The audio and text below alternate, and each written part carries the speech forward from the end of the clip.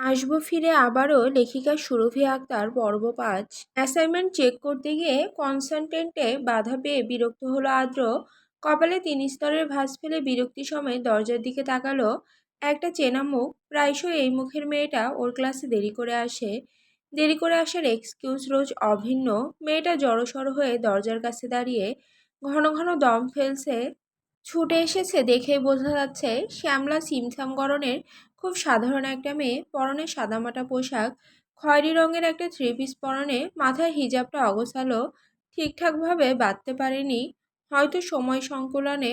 আদ্র এক পলকে চোখ সরিয়ে রাশভারী কণ্ঠে বলল, you are already 15 minute lates. আর ইউ নো আমার ক্লাসে লেট স্টুডেন্ট অ্যালাউ নয়, সো লিভ। সরি স্যার, আর লেট হবে না। অ্যাকচুয়ালি নো এক্সকিউজ, রোজ রোজ এক বাহানা দেবে না। মেঘা আর সাফা একে অপরের দিকে সচকিতে তাকালো। সাফা বিড়বিড়িয়ে বলল অস্পষ্ট স্বরে, শিশির। এরপর উঠে দাঁড়ালো আচমকা। স্যার, শিশির বাহানা দিচ্ছে না, ও সত্যি বল। ইউ শাট আপ, তোমাকে কথা বলতে বলেছি, সাফাই গাইতে বলেছি কারোর নামে। Oil your own machine. চড়াকণ্ঠ আদ্রের। সাফা চুপসে যায়, ঠোঁট উল্টে আহত করে মুখের ভঙ্গিমা। টুপ করে বসে পড়ে নিজের জায়গায়। মেঘা শুরু করে তাকালো। এই মুহূর্তে আদ্রের একটাই পরিচয়, সে প্রফেসর, আর কিছু নয়। ওর কাছে সাফা এখন অন্যদের মতো শুধু একজন স্টুডেন্ট ব্যতীত আর কিছু নয়।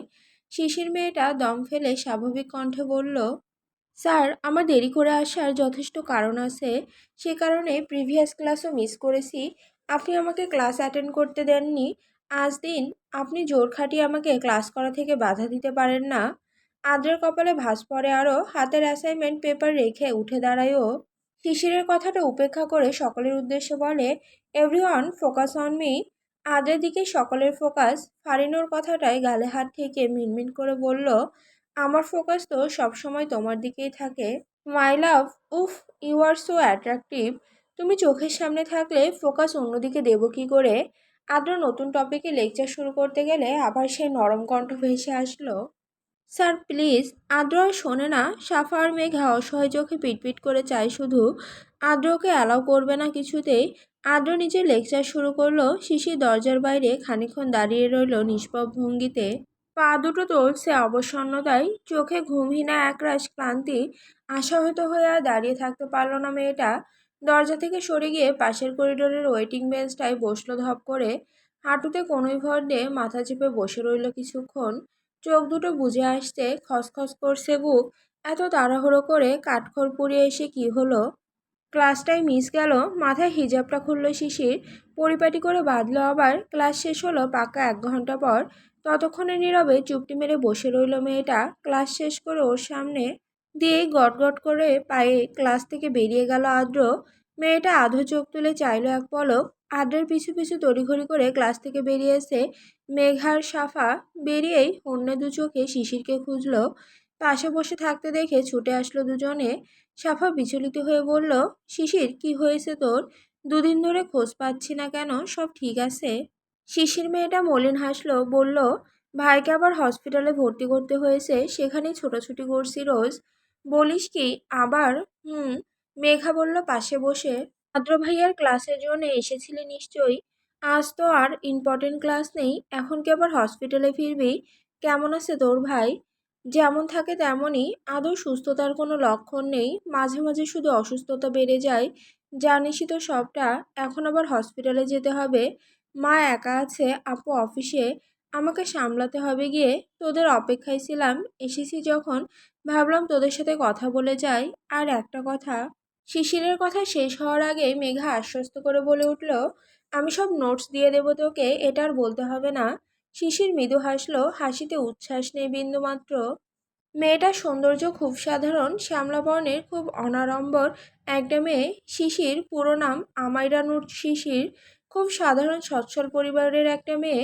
পরিবারে মা, বড় বোন আর একটা ছোট্ট ভাই ব্যতীত কেউ নেই। বড় বোন আনায়া নূর ইকরা ছোটোখাটো একটা চাকরি করে সংসার চালায়। শিশিরের পেছনে ব্যয় নেই। মেধাভিত্তিক স্কলারশিপে এই ভার্সিটিতে চান্স পেয়েছে ও। চান্স পেয়েও এই বড়লোকি বিশ্ববিদ্যালয়ে পড়তে চায়নি সে। ইকরার জোড়াজুড়িতে পড়তে হচ্ছে এখন। পড়াশোনায় খুব চতুর মেয়েটা, তবে ইদানিং বেখালি হয়ে যাচ্ছে হাজার চাপে। ওর ছোট ভাইটা সবে 12 বছর। এই বয়সে দুরারোগ্য রোগে আক্রান্ত, ব্রেন টিউমার, এখন 3rd গ্রেডে ক্যান্সারের রূপ নিয়েছে এই ব্যাধি। মাসে 20 দিনই হসপিটালে কাটাতে হয়। নানা থেরাপির দরুন ওর ভাইটার অবস্থা জর্জরিত। ডাক্তাররা যথেষ্ট তৎপর, বাকিটা ওপরওয়ালার হাতে। মেঘার সাফা এই বিষয়ে অবগত। ভার্সিটিতে ওদের বন্ধু কম, ভালো বন্ধু বলতে একমাত্র এই শিশির। তা ওরা নিজে থেকেই শিশিরের সাথে বন্ধুত্ব করেছে। মেয়েটা সবসময় গুমড়ে থাকে, মনের কথা বলে না কখনো, হাজার কষ্ট চেপে রাখে অন্তরে। এতদিনে সাফা আর মেঘের সাথে সম্পর্ক অনেকটা গাঢ় হয়েছে ওর। এখন ওরা 3 শালিক, তবে দুটো দাঁড়ের। শিশির তখনই বেরিয়ে গেছে হসপিটালের উদ্দেশ্যে। ছুটির পর মেঘা আর সাফাকে নিয়ে বাড়ি ফিরছে আদ্র। সাফা মুখ কালো করে গাল ফুলিয়ে রেখেছে, বারবার আদ্রকে ভেঙচি কাটছে। এই আদ্র মহাশয় ক্লাসে সবার সামনে ধমকেছে ওকে, অপমান বোধ হয়েছে মেয়ের। আদ্র ফ্রন্ট মিররে বারবার সাফাকে দেখছে। যতবার চোখাচোখি হচ্ছে ততবার চোখ উল্টিয়ে মুখ বাঁকাচ্ছে সাফা। বিরক্ত হলো আদ্র।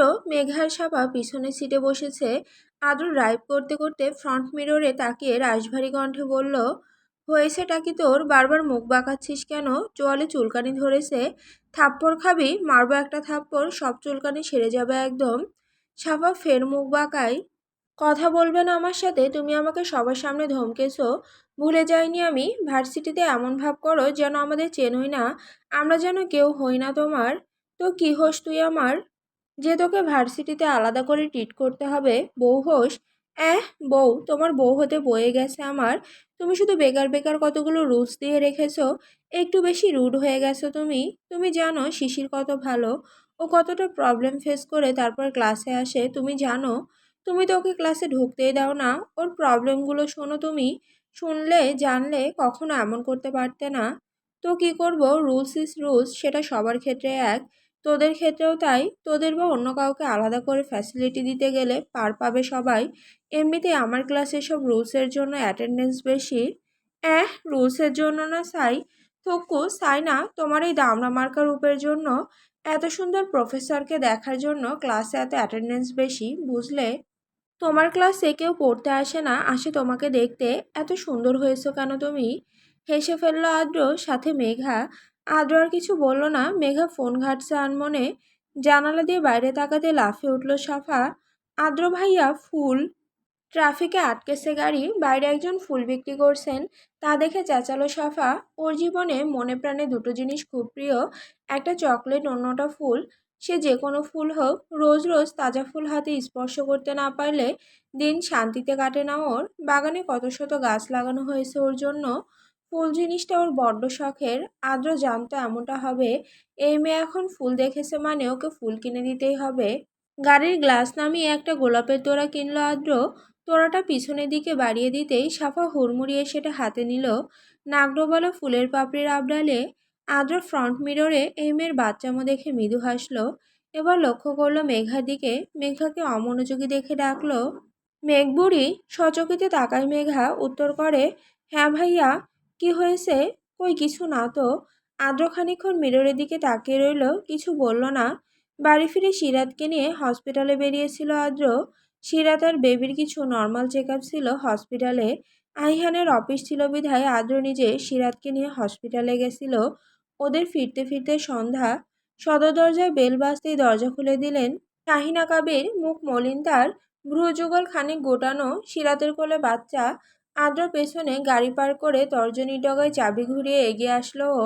সিরাত বলতে বলতে ভেতরে ঢুকলো। কি হয়েছে মনি, মুখটা এমন শুকনো দেখাচ্ছে কেন? ভেতরে ঢুকলো সিরাত। অমনি সেকেন্ড কয়েকের মাথায় একজন ভদ্রমহিলা হন্তদন্ত হয়ে দ্রুত কদমে এগিয়ে আসলেন সিরাতের দিকে। সিরাত চোখ তুলে তাকানো মাত্রই থমকালো, ধক করে উঠল। ভদ্রমহিলা গদগদ হয়ে বললেন, কই দেখি আমার নাতনি, দেখি দেখি মুখটা। বলতে বলতে হেলে পড়লেন সিরাতের দিকে। বাচ্চার মুখ দেখে উৎসুক হয়ে হাত বাড়িয়ে দিয়ে আবার বললেন, দাও দাও, আমার কোলে দাও আমার নাতনিকে। সিরাতের কোল থেকে আলগোছে বাচ্চাটাকে কোলে নিলেন তিনি। সিরাত অবিশ্বাস্য নয়নে তাকিয়ে আছে। পেছনে আদ্রের কপালে ভাঁজ পড়েছে, ক্ষোভে কুঁচকে এসেছে ভ্রু। শুধু এই ভদ্রমহিলা নয়, ভদ্রমহিলার সাথে আরও 3 জন, আরও একটা বাচ্চাও আছে। ভদ্রমহিলা সিরাতের শাশুড়ি, অর্থাৎ আহিহানের মা। আর বাকি 3 জন আহিহানের বাবা, ছোট ভাই আর তার বউ। সেই ছোট ভাইয়ের একটা বাচ্চাও আছে, 3 বছরের। আদ্র চরম বিরক্ত হলো, ধূপধাপ এগিয়ে ঝাড়া কণ্ঠে বলল, হোয়াটসঅ্যাপের মা, কি হচ্ছে এসব? বাইরের লোক এমন হুটহাট বাড়িতে ঢুকে পড়েছে, কারো চোখে পড়েনি? আদ্রের গলায় ক্ষোভ। তোফায়েল কাবির বসা থেকে উঠলেন। আদ্র, ভদ্রভাবে কথা বলো। কি ভদ্রভাবে কথা বলবো আব্বু? অভদ্রতার তো কিছু দেখছি না আমি। এনারা আমাদের বাড়িতে কি করছেন? কে ঢুকতে দিয়েছে এনাদের এ বাড়িতে? আদ্র, চুপ করো। হসপিটাল থেকে ফিরেছো, ঘরে গিয়ে ফ্রেশ হওয়া আগে। তোফায়েল কাবিরের কথার মাঝে আহিয়ানের মধ্যেই হন্তদন্ত হয়ে বাড়িতে ঢুকলো। খানিক আগে তোফায়েল কাবিরের ফোন পেয়ে অফিস ফেলে ছুটে এসেছে ও। বাড়িতে ঢুকে নিজের মা আফিফা নেওয়াজের কোলে নিজের ছোট্ট মেয়েটাকে দেখেই আহিয়ান তড়িতে এগোলো। মুখ শক্ত করে সাবধানের সহিত এক প্রকার ছিনিয়ে নিল নিজের মেয়েকে। ছেলের আকস্মিক কাণ্ডে চমকালেন আফিফা নেওয়াজ। আহিয়ান চড়া গলায় খানিক রাগ প্রকাশ করলো সিরাতের ওপর। সিরাত, আমার বাচ্চাকে ওনার কোলে দেওয়ার সাহস কি করে হলো তোমার? সিরাত স্বাভাবিক নিরুদ্বেগ প্রতিক্রিয়া আসলো ওর দিক থেকে, চোখ নামিয়ে নিল কেবলই। আইহান ফিরল তোফায়েল কাবিরের দিকে। বাবা, এখানে কি হচ্ছে এসব? এনারা এখানে কেন এসেছেন? আহিয়ান, আমরা তোর পরিবার, আমি তোর মা। এভাবে পরের মতো আচরণ করছিস কেন তুই? মায়ের মেয়েকে কাতর গলায় আহিয়ানের হাসি পায়, বলে তাচ্ছিল্য স্বরে, পরিবার? কে তোমরা? আমি চিনি না। আমার পরিবারে তোমাদের মতো কারোর স্থান নেই। কেন এসেছো এখানে? লজ্জা করলো না এবারই মুখ হতে? অপমান বোধেই দুজোড়া মুখ চুপসে যায়। তৌসিফ কাবির শান্ত কণ্ঠে বললেন, আহিয়ান, অবুঝের মতো ভুলভাল বকছো। শান্ত হও, ওনারা এসেছেন, ভালোভাবে কথা বলো। তুমি ওনাদের ছেলে, এটা ভুলে যেও না। ওনারা ওনাদের ছেলে সন্তানকে দেখতে এসেছেন। আমরা কেউ বাধা দিতে পারি না এতে। যথেষ্ট অনুতপ্ত তারা। আইহানের বাবা এগিয়ে আসলেন। দেখ বাবা, যা হয়েছে সব ভুলে যা। মানছি আমরা ভুল ছিলাম। এই ভুলের মাসুল দিয়েছি। গত 3টে বছর তোরা দূরে সরেছিলে আমাদের থেকে। এই বছরগুলোতে অনেক কিছু পাল্টেছে। আমরা আমাদের ভুল বুঝতে পেরেছি। তোর আর বৌমার সন্তান হয়েছে। এটা তো খুশির খবর বল। পুরুষ মানুষও যে এত নাটকীয়ভাবে ভাব জমিয়ে কথা বলতে পারেন, তাই এই ভদ্রলোককে না দেখলে বোঝা মুশকিল। নিজের বাপ মায়ের উপর কেবলই তাচ্ছিলতা শাহিয়ানের। রুবিনা কাবির সবার মধ্য থেকে বলে উঠলেন এবার, আপনারা দাঁড়িয়ে আছেন কেন? বসুন, বসে কথা বলুন। আফিফা নেওয়াজ বললেন, আমরা আজ আর বসবো না। আইহান, দেখ বাবা, আমরা সত্যি অনুতপ্ত। তোরা চলে আসার পর বাড়িটা ফাঁকা হয়ে গেছে পুরো। এমন কোনো দিন যায়নি যেদিন আমি কাঁদিনি। তোর কথা, বৌমার কথা খুব মনে পড়ে আমাদের। এখন তো তোদের অংশ এসেছে এত বছর পর। যার জন্য এত বিরোধ, সে তো এসেছে। তোদের সন্তান হয়েছে, নাতনি হয়েছে আমার। এবার ফিরে চল ও বাড়িতে। আমরা তোদের নিতে এসেছি। তোকে, বৌমাকে আর আমাদের নাতনিকে বাড়িতে ফিরিয়ে নিয়ে যেতে এসেছি আমরা। যাবি না ও বাড়িতে? মা ছেলের কথার মাঝে কাবির পরিবারের কেউ কথা বলল না। আদ্র ক্ষেপে গজগজ করে কিছু বলতে উদ্যত হতেই তোফায়েল কাবির চোখের ইশারায় দমন করলেন ছেলেকে। এই মুহূর্তে কথা বলতে বারণ করলেন। আদ্র দাঁত খিচে থেমে গেল হাত মুঠো করে। আহিয়ান ডান হাতে বাচ্চাকে সামলে বাম হাতে সিরাতের হাত শক্ত করে ধরল। চোয়াল শক্ত করল। এই মহিলা তার মা, এটা মানতেও বেঁধে যায় ওর নিকট। আহিয়ান শক্ত কণ্ঠে বলল, না, যাব না, কোনোদিন যাব না। যার আমার স্ত্রীর অসুখ, তাদের কাছে গিয়ে আমি আমার স্ত্রীর সুখকে ধ্বংস করতে পারবো না। আমরা আমাদের সুখ খুঁজে নিয়েছি। যে সুখে তোমাদের হস্তক্ষেপ ছিল সেটা অসুখ ছিল। ছেলে বৌমা, ছেলে বৌমার খোঁজ হয়েছে তো এত বছর পর। নাতনি, আজ নাতনি হয়েছে বলে মনে পড়েছে বৌমাকে। মনে নেই নিজেদের করা কার্যকলাপগুলো? কোন মুখে আজ বৌমা বলতে এসেছে ওকে? ও তোমাদের বৌমা নয়, ও তবেই তোমাদের বৌমা হতো যদি না আমি তোমাদের সন্তান হতাম। আমি তোমাদের সন্তান নই। বুঝে নাও, চলে যাও এখান থেকে। যারা আমার অসুখের কারিগর, তাদের আমি আমার সুখের সময় চাই না। বলে সিরাতের হাত টেনে উপরে ওঠার উদ্দেশ্যে পা বাড়াতে নিল আহিয়ান। সিরাত পা মেলালো না, থমকে দাঁড়িয়ে রইল। হাতে টান পেয়ে পিছু ফিরল আহিয়ান, শক্ত কণ্ঠে রেখেই বলল, ঘরে চলো। সিরাতের অসহায় চাহনি আলগোছে মাথা নাড়ল ও। তোফায়েল কাবির বললেন, আহিয়ান, দেখো বাবা, ওনারা তোমার বাবা মা। একটা ভুল বোঝাবুঝি হয়েছিল, ভুল হয়েছিল। এটাকে তো আর সারা জীবন বয়ে বেড়ানো যায় না। ওনারা যেহেতু ওনাদের ভুল শুধরে নিতে চাইছেন, তখন তোমার উচিত কঠোরতাকে বর্জন করা। একটু বোঝো ঠান্ডা মাথায়। আমি বুঝতে চাই না বাবা, ওনাদের সাথে সব সম্পর্ক ছিন্ন হয়েছে 3 বছর আগেই। আর বোঝাবুঝি হয়নি মোটেই। আমি আমার স্ত্রীকে চাই, ওনাদের নয়। আইহানের কথা শেষ হতেই ওর ছোট ভাই আফিয়ান সাফাই গাওয়ার উদ্দেশ্যে মুখ খুলল। ভাইয়া সবটা ভুলে যাও, দেখো এবার আমাদের একটা সুখী পরিবার হবে। সব কিছুর জন্য আমরা সরি ভাইয়া, প্লিজ ফিরে চলো আমাদের সাথে। আইহান চোখ তুলেও তাকালো না ভাইয়ের দিকে। আফিফা নেওয়াজ আঁচলে মুখ চেপে মায়া কান্না করে উঠলেন। তা দেখে আদ্রের মেজাজ বিগড়ে গেল আরো, গা জ্বলে উঠল, ঝাই করে উঠল সে। এসব কুমিরের কান্না অন্য কোথাও গিয়ে দেখান, এসব কান্নায় আমার মা বাপকে গলাতে পারলেও আমি কিছুতেই আমার আপুকে আর ও বাড়িতে ফিরতে দেব না। বেরিয়ে যান এ বাড়ি থেকে। আদ্র চুপ কর। সিরাত আদ্রকে থামালো আরো কিছু বলার আগেই। আফিয়ানের বউটাও এবার মেকি হয়ে এগিয়ে আসলো।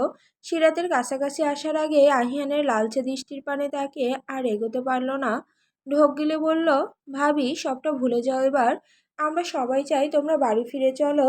দেখো আমার বাবুটা কত বড় হয়ে গেছে, এখন তোমার বাবুকে আমরা সবাই কোলে পিঠে করে বড় করব। আইহান সিরাতের হাতে টান মেরে জোর খাটিয়ে এগোতে এগোতে বলল, চলো এখান থেকে। সিঁড়ি ডিঙিয়ে ওপরে উঠলো এক মুহূর্তে। আফিফা নেওয়াজ কান্নার তোপ বাড়ালেন, বিরক্তিতে মুখ বিকৃত করলো আদ্র। এখানে এসব মেলোড্রামা দেখার ইচ্ছে নেই তার। তবে আহিয়ানের ওপর মনে মনে প্রসন্ন হলো সে। আদ্রও সিঁড়ি বেয়ে উপরে উঠল। সাফার মেঘা ঘরে। এ বাড়িতে ওরা দুজনই আলাদা, যাদের বাড়ির কোনো ঘটনার প্রত্যক্ষদর্শী করানো হয় না। ঘটনা বলতে বড় বড় প্রসঙ্গগুলোতে ওদের দুজনকে আলাদা রাখা হয়, জড়ানো হয় না এসবে। আহিয়ানের মা বাবা যাওয়ার আগে আরও নাটক করে বেরিয়ে গেছেন। অবশ্য তৌসিফ কাবির ও এসবে বিমুখ। তিনিও চরম বিরক্ত এনাদের ওপর, তবে প্রকাশ করলেন না তিনি। সন্ধ্যা গড়িয়ে রাত নেমেছে, রৌদ্র সারাদিন বাড়িতে নেই। রুবিনা কাবির ফোন করলেও ধরেনি। এখন রাতের খাবারে বসেছে সবাই। 9টা পেরিয়েছে অনেকক্ষণ হলো। শাহিনা কাবির আর রুবিনা কাবির খাবার সার্ভ করে দিয়ে পাশেই দাঁড়িয়ে আছেন। রাতের বেলা সবাই একসাথে খেতে বসে, ভরে যায় পুরো টেবিল। সিরাত আর আহিয়ানও বসেছে। খেতে খেতে তোফায়েল কাবির মুখ খুললেন, আহিয়ান তোমাকে আমার কিছু বলার ছিল। আপনি কি বলবেন আমি জানি বাবা, কিন্তু শুনতে চাই না। প্লিজ এসব বলবেন না আমায়, আমি অন্তত আপনার কাছ থেকে এসব শুনতে চাই না। আমি সিরাতকে নিয়ে ফিরবো না। যদি এত বছর এ বাড়িতে থাকার পর আপনাদের কাছে মনে হয় আমরা বেশি হয়ে গেছি, তাহলে আমি সিরাতকে নিয়ে এ বাড়ি ছাড়বো, অন্য বাসায় উঠবো। এসব কি বলছো তুমি? তোমরা বেশি হতে যাবে কেন? আমি এটা কখনো বলিনি। আমি শুধু তোমার বাবা মায়ের দিকটা বিবেচনা করে। আমি তাদের দিকটা ভাবা তো দূর, তাদের কথাও শুনতে চাই না। তোফায়েল কাবিরকে থামিয়ে বলল আহিয়ান। তোফায়েল কাবির আর কিছু বলতে পারলেন না। মেঘা আর সাফা চুপটি করে খাচ্ছে। আদ্রের পাশে মেঘা আর ওর পাশে সাফা। রুবিনা কাবির চিন্তিত মুখে বারবার সদরের দিকে তাকাচ্ছেন। প্রতীক্ষায় আছেন কখন ফিরবে তার ছোট ছেলে। ধৈর্য ধরতে না পেরে উদ্বিগ্ন হয়ে শুভ্রের উদ্দেশ্যে বললেন তিনি, শুভ্র, রৌদ্রকে একটা ফোন করবি? একবার ফোন করে দেখ না, এখনো আসছে না কেন? আদ্রের ফোন রিসিভ করার সম্ভাবনা কম, দুই ভাইয়ের বন্ডিং কম। তবে শুভ্রর সাথে রোডের বন্ডিং একটু গাঢ়। ও ফোন করলে ধরার সম্ভাবনা আছে। তাই রুবিনা কাবির সোজাসুজি ওকেই বললেন। এখানে যে মেঘা উপস্থিত তা তিনি উপেক্ষা করলেন। রোডের কথা উঠতেই আদ্র চকিতে বাঁকা চোখে তাকালো মেঘার দিকে। উদ্দেশ্য মেঘার পরিবর্তন লক্ষ্য করা। তবে কিছুই পরিলক্ষিত হলো না। আদৌ মেঘা রৌদ্রকে দেখেছে কিনা জানা নেই। ওরা দুটোতে সামনাসামনি হয়েছে কিনা তাও জানা নেই। এবাড়ির কারোরই জানা নেই সাফা ব্যতীত। রৌদ্র আর মেঘা সামনাসামনি হলে তুমুল কিছু একটা হয়ে যেত এতক্ষণে। কিন্তু সবটা এখনো ঠান্ডা, তার মানে ধারণা অনুযায়ী ওরা এই দুদিনেও এখনো মুখোমুখি হয়নি। হবেই বা কী করে? রৌদ্র বাড়িতে থাকলে তবেই তো। যে সময়টা বাড়িতে থাকে সে সময়টা মেঘা ভার্সিটিতে, নয়তো বিজি থাকে নিজের কাজে। শুভ্র, সিরাত, সাফা সহ উপস্থিত সবাই এক পলক করে মেঘাকে দেখলো। খাওয়ার মাঝেই ট্রাউজারের পকেট থেকে ফোন বের করলো শুভ্র। রোদ্রের নাম্বারে ডায়াল করলো। ফোনের রিংটোনে মৃদু বাংলা গানের টিউন বেজে উঠল কাছে কোথাও। আসবো ফিরে আবারও তোমারই টানে। সবাই খাওয়া ফেলে গানের রিংটোন অনুসরণ করে চোখেতে তাকালো সদরের দিকে। দরজা খোলা, টলে পড়া পায়ে ভেতরে ঢুকছে রৌদ্র। পরনে সাদা টি শার্টের ওপর কালো ব্লেজার জ্যাকেট। মাথার চুলগুলো এলোমেলো। নিজের ফোনের শব্দে পা থামিয়ে ফোন সম্মুখে নিয়ে স্ক্রিনের দিকে তাকালো রৌদ্র। শুভ্রের নাম্বার দেখে ফোন কাটলো। সেখান থেকে চোখ তুলতেই ডাইনিংয়ে সবাইকে দেখতে পেল। একে একে দেখলো সবাইকে। আদ্রের পাশে চেয়ারটায় মেয়েটার ওপর দৃষ্টি থমকালো।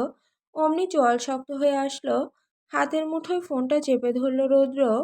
বাঁ হাতে এলোমেলো চুলে ব্যাক ব্রাশ করলো। রুবিনা কাবির ছেলেকে দেখে খুশিতে কয়েক কদম এগিয়ে বললেন, এসেছিস তুই? কতক্ষণ ধরে অপেক্ষা করছি। রাতে খাবি না? সবার খাওয়া হয়ে যাচ্ছে। ফ্রেশ হয়ে নিচে আয়, আমি খাবার বাড়ছি।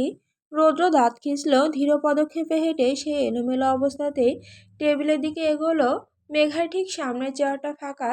রৌদ্র একটানে চেয়ার বের করে ঠাস করে বসলো। সবাই খানিক চমকেই তাকালো ওর দিকে। একমাত্র মেঘা ব্যতীত ও নিরুদ্বেগ, আশপাশ স্বাভাবিক ধরে আপন মনে খাচ্ছে মাথা নিচু করে। চোখ তুলে তাকানোর প্রয়োজন বোধ করল না একটু।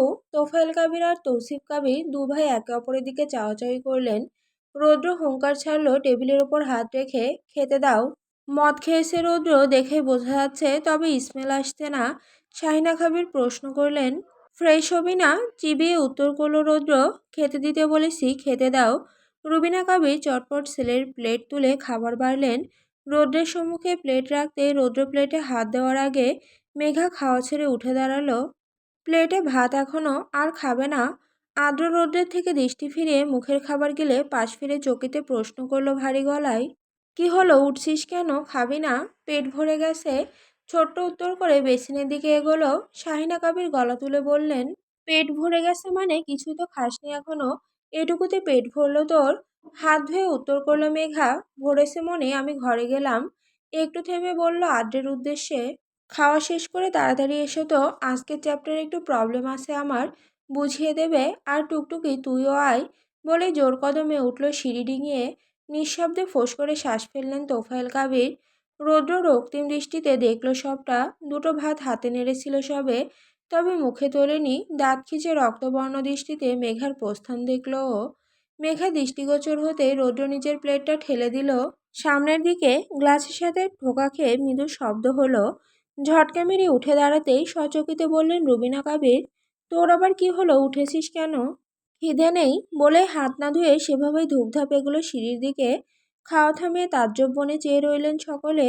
রুবিনা কাবির ডাকলেন ছেলেকে, তবে আর সাড়া পাওয়া গেল না ছেলের দিক থেকে।